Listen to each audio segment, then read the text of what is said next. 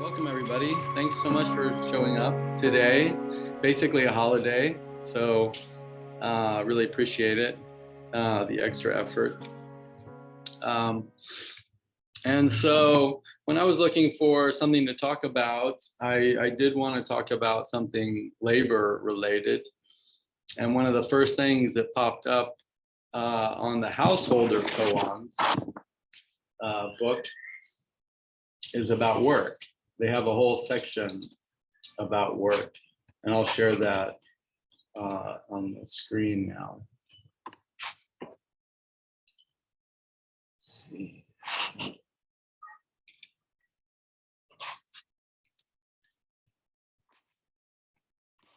Okay.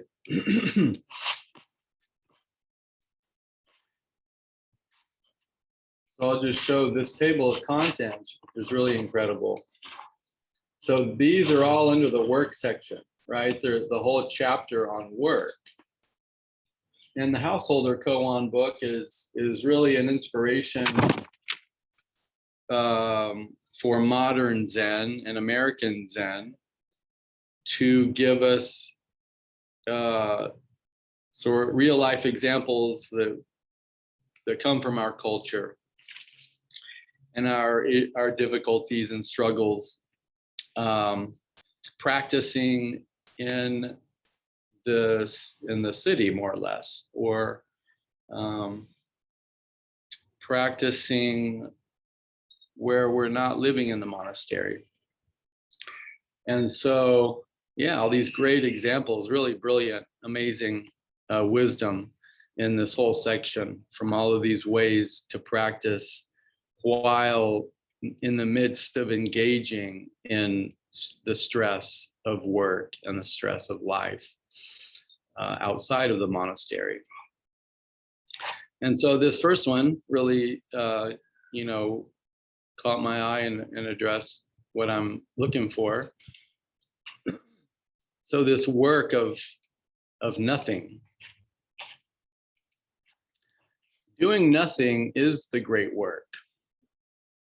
Doing something is no big deal at all. So I'll read a little bit throughout. Andrea wanted to do some work to benefit refugees in the German city in which she lived.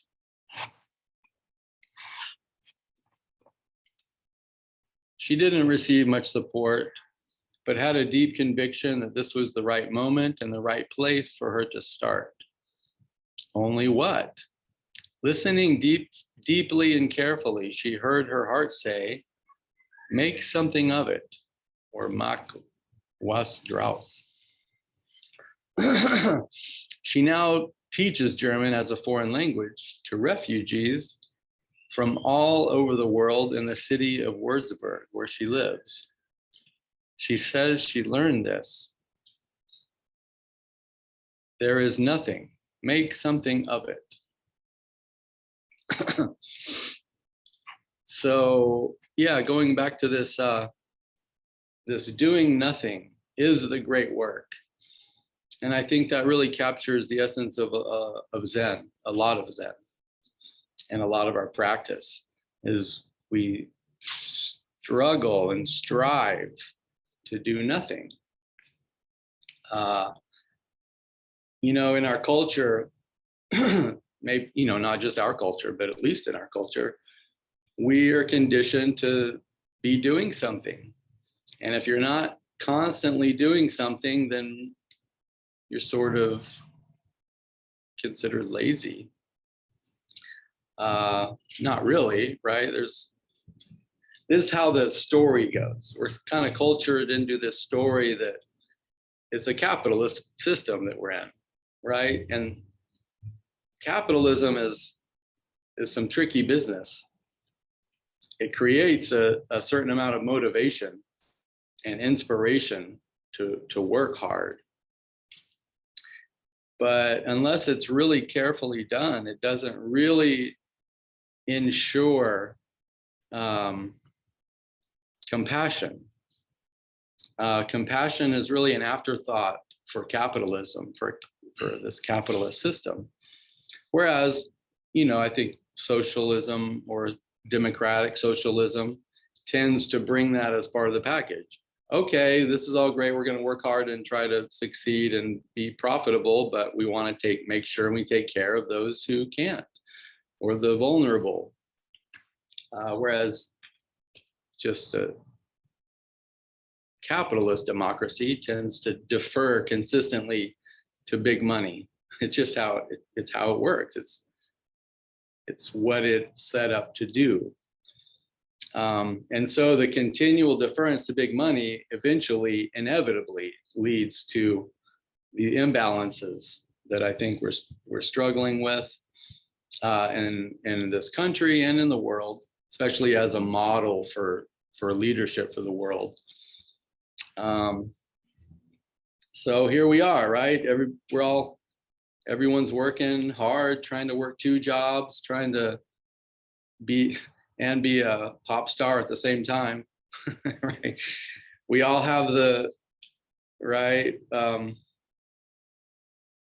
pursuit of happiness in our subconscious, and yet we are not the happiest.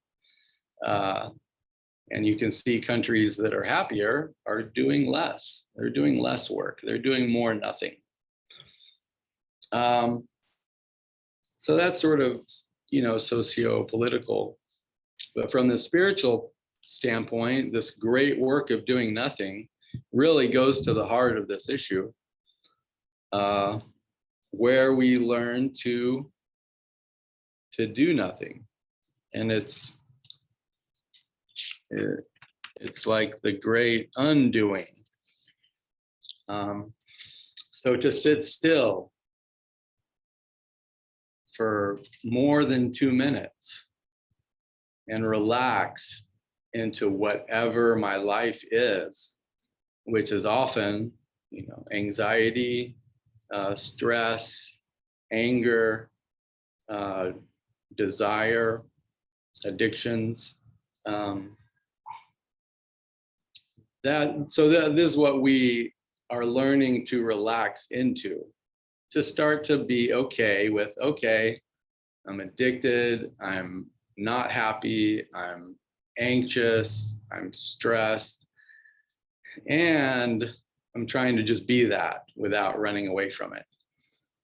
And so this tremendous labor that we put into undoing, being okay with doing nothing, as the book mentions here, is the great work. The great work is to be able to be here now with acceptance. And it's huge undertaking. It takes decades. Of course, it's a lifetime. It's the work of a lifetime. But to really dig into it, to really get into it, takes a tremendous amount of work and a lot of sitting. And that's all just to be in acceptance. So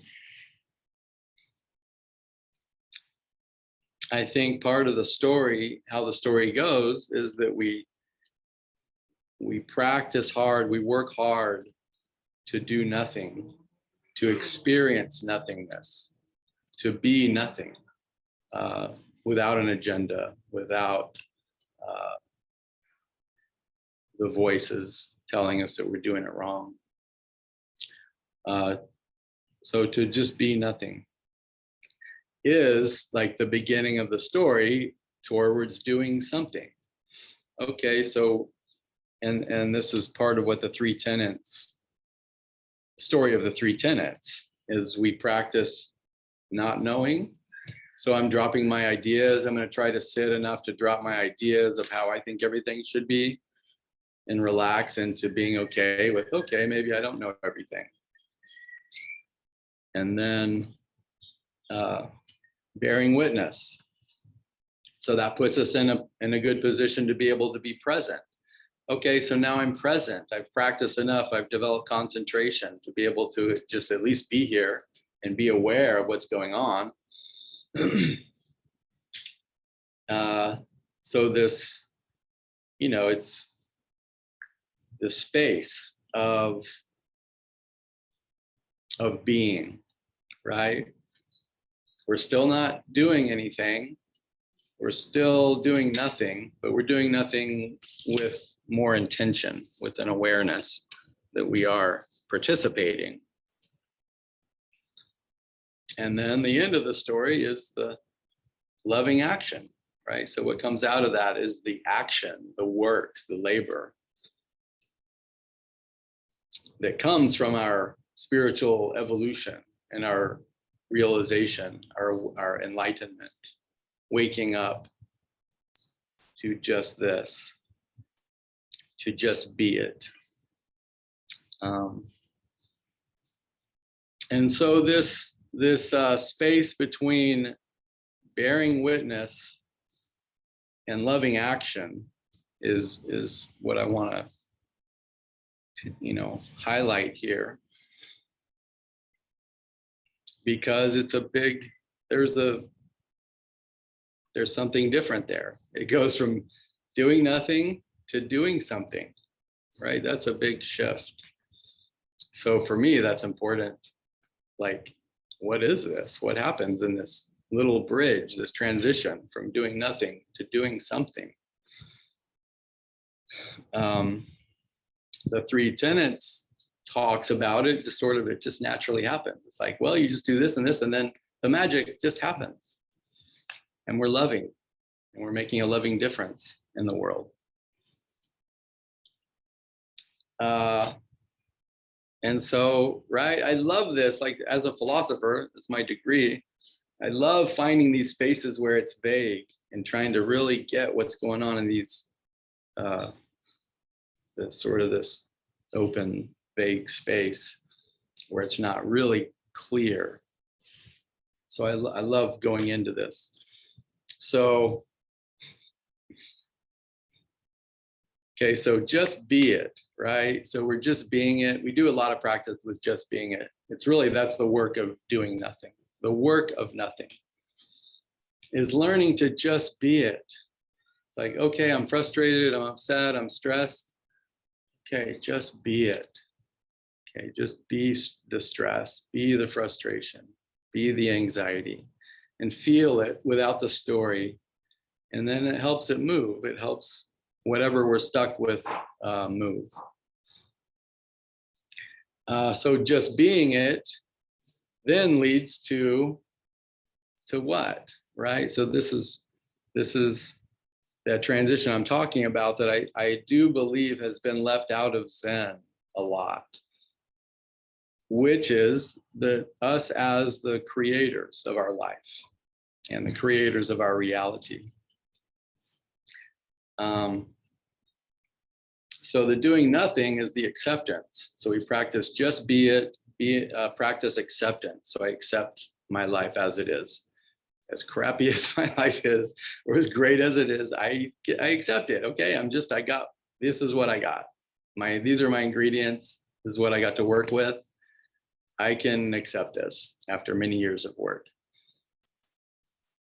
So the next step I'm suggesting here is if I was going to put it in a little phrase, it would be just create it. Right? So there's just be it, and then there's just create it. So this is new information to me too, right? I'm, thinking of this for the talk. So I don't have a lot of experience suggesting to people, well, just create it. But so anyway, this part of what I'm musing about and thinking about is,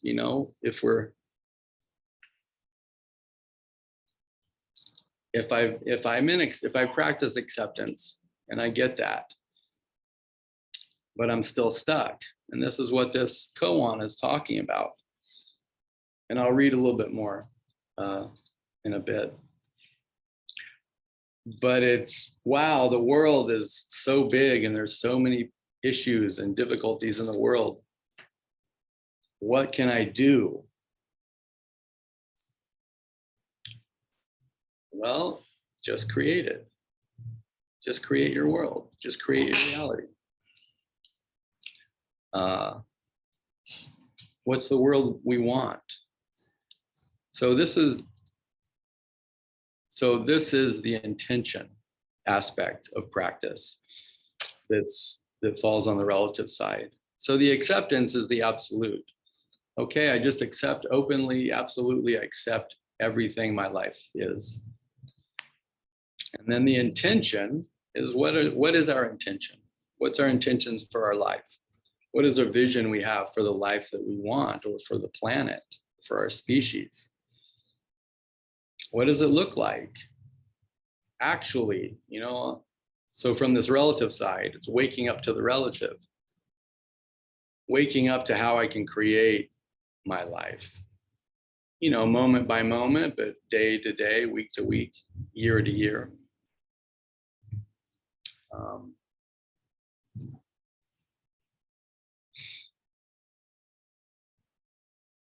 And so,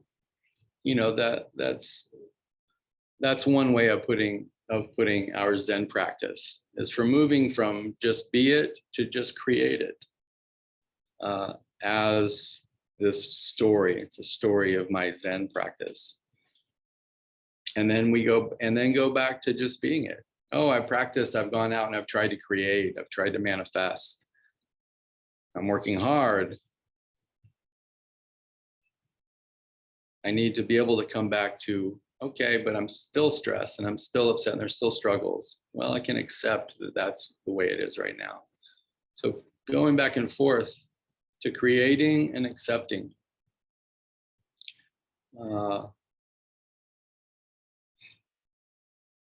An interesting kind of concept that came out, I was talking with a member recently, and we're talking about survival, right? As a species, we have essentially survived. And so we've had the survival instinct built into our system, into our story, is that we have to survive, we all have to struggle, we have to work hard, we have to keep pushing forward, we have to make progress, we have to overcome, we have to dominate for hundreds of thousands of years, millions of years, this story of our evolution. And so now what, right? And I was thinking, well, so we're overcoming our survival instinct. And so what's the next step there? The next half of the story is survivor's instinct. What is our survivor's instinct? And I was thinking about that. I'm like, I don't really have a grip on that. I've never heard that. And it's an awkward concept. It's like, well, what is a survivor's instinct? And I was like, it doesn't sound right. There's something not quite right there. It doesn't make sense. And then it occurred to me that it's really, I think we go into survivor's guilt. We go from our survival instinct to survivor's guilt. And then it's like, oh, okay, well, I've got my cars and my houses and my friends and my country club and my success and my fame. And so I just get more and more removed from the struggles of those providing the food for our table. And so there's this really tricky space in between survival and post-survival, where, there's to survive, to have a survivor instinct, I think means compassion. That's survivor's instinct is compassion. For us to really survive as a species means we have to take care of everybody.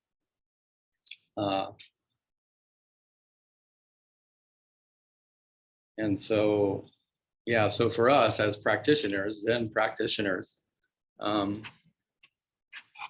we've survived, and now it's our responsibility to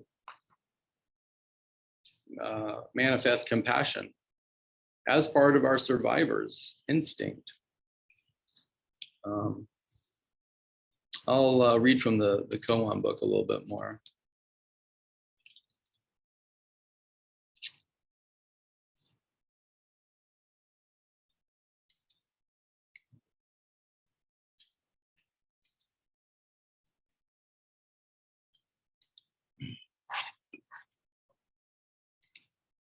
Okay, some of the most exciting things in my life have happened when I suddenly said I would do something with no forethought. This book came into being when I was in the Zendo listening to people describe home situations that plunged them into not knowing. And without a thought, I said aloud, let's put a book together on household or koans. Bernie Glassman founded the Greystone Mandala to serve a poor area of Southwest Yonkers in New York. One evening in the height of the AIDS epidemic, he attended a presentation on HIV, and upon hearing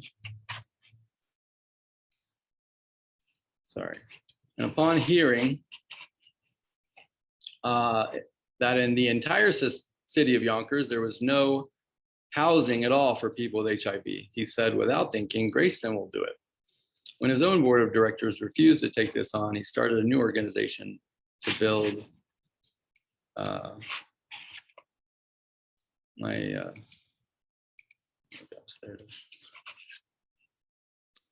screen wasn't working.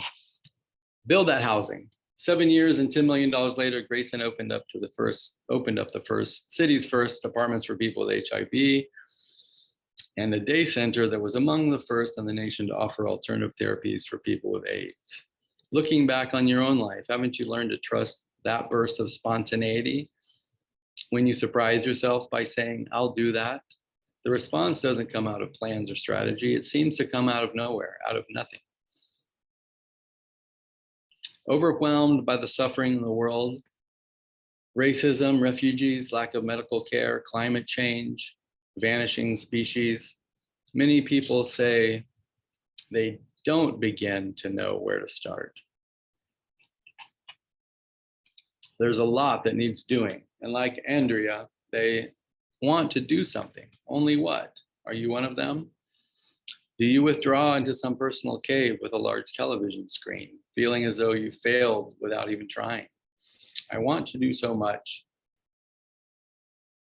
and instead I'm drowning, one student said. So I'll stop it there. Go to the last page. So this last thought they have, is the planet overwhelmed or is your mind? If it's either, neither, or both, always go back to the basics.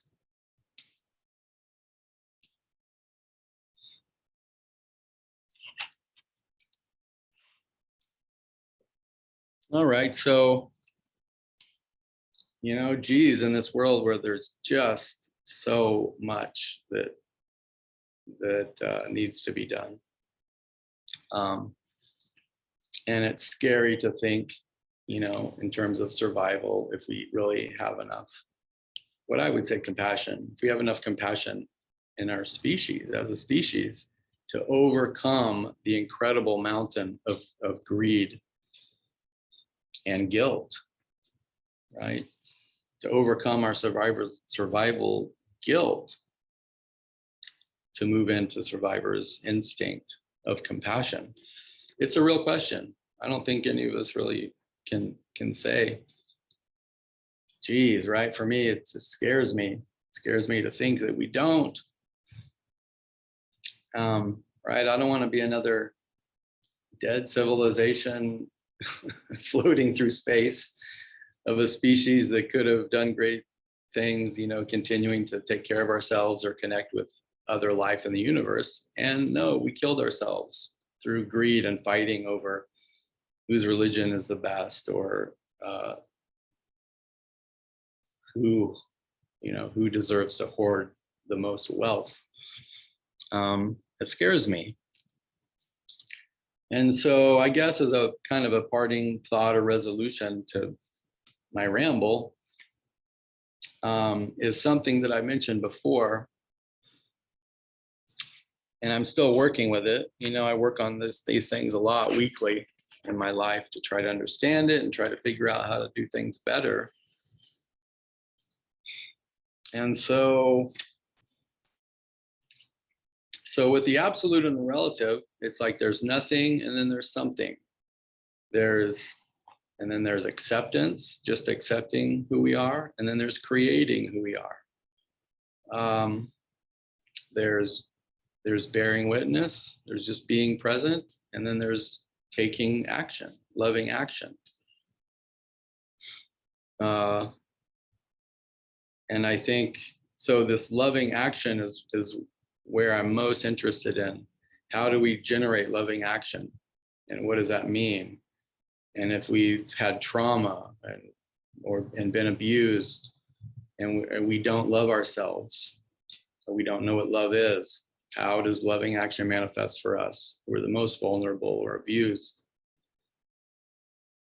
Those of us who cannot take action, those of us who are really stuck in depression, anxiety, or other issues, particularly trauma-based issues, and cultural trauma. You know, our racism in our culture is, a lot of us are living under the radar with trauma. Not me per se with racism, but I feel for everyone who has been a victim of racism, in that sense that we have to live under the radar. Anyway, so there's lots of barriers to loving action. And so this in-between space is where I'm kind of working with here. So it's between accepting my crappy life and doing something about it. Is where I find this what I'm calling loving inaction. And it's an in-between space. Is it action or not? I'm not sure, right? But so what I'm suggesting here is that we can learn to accept our life and our issues and our stuck place. I can accept the fact that I cannot take action, but I can still do something with it, my intention. My intention is to be loving. My intention is to be helpful. My intention is to be compassionate. My intention is to make a positive difference. But if I can't take action with that, what can I do? And so that's what I'm suggesting, this loving inaction, which is being loving, right? Actually feeling this feeling of unconditional love. And being with this, just being with this relative, you know, basically like a kind of a pure feeling of love, not desire and not lust, but this love of all beings for their highest and best, for my highest and best, right? So I can, resting in this space of non-action where I can give love. I can be love with myself. I love my mistakes. I love my body for carrying me through the day, or allowing me to eat. I love my circumstance. I love my life with its struggles, with all my struggles and difficulties. I love being able to be here on this planet, connected with people who care. I love the people that stress me out. I love the difficulties that I'm faced with. I love my anxiety. So it's a real practice. It's a real practice to cultivate this feeling and develop it, to be love, to be loving. And this is, right? So this isn't traditional Zen necessarily, to be love, but it is Zen in the sense that this is this part of the story that we create as the creators. We just be our life, and then we create it also. So for us to create our life, to continually practice creating our life as we want it, is a thing. It's a thing. And then being able to go back into the just being it. Okay, I've got these issues. They're not going away. I'm stuck with my issues. And I can be love. I can give love to my issues, etc. And then I can come back to accepting my stuck places. And then I practice loving them again. So it's a constant back and forth practice of going back and forth. Yeah, because I personally feel stuck a lot. I mean, I have a lot of stuck places. I'm getting better. I'm better than I was a year ago. I'm better than I was a month ago. I'm much better than I was 5 years ago. But I'm still stuck. I get stuck, and with my issues, my anger, and my anxiety, my fear. And so I find myself a lot of times I can't do anything. I'm like frozen, right? It's fight, flight, or freeze. I'm in freeze a lot. And I just don't know what to do. I don't know what to say. And so I'm just exuding love now. I don't know what to do or what to say, but I am exuding love, and I am sending love to you if there's a difficulty or not. And so this is important to me. This is important practice to me, is this loving in action. And I believe that it leads to action. I believe that it leads to more action. I believe that there is a story, it's a narrative, and we are the heroes of our own story, and we are resolving things. And it's so from that perspective, it's kind of it's kind of like life as a game. How can I win my game better, right? And I can do it by just being love wherever I'm stuck, which is an action. It is an action. It's not just bearing witness to my love. I'm generating love intentionally, and then practicing being with that.